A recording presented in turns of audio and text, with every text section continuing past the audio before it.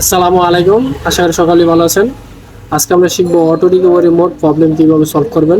আমাদের হাতে এখন যে মোবাইলটি আছে, মোবাইলটির সমস্যা হচ্ছে অটো রিকভারি মোড। সেটটি চালু করলে অটো রিকভারি মোডে চলে আসে। আমরা আজকে শিখবো কিভাবে auto recovery mode problem solve করবেন।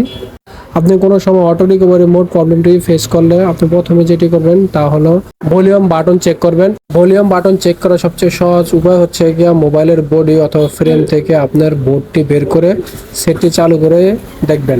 অটো রিকভারি মোড অধিকাংশ ক্ষেত্রে ভলিউম মাইনাস বাটন থেকে আসে।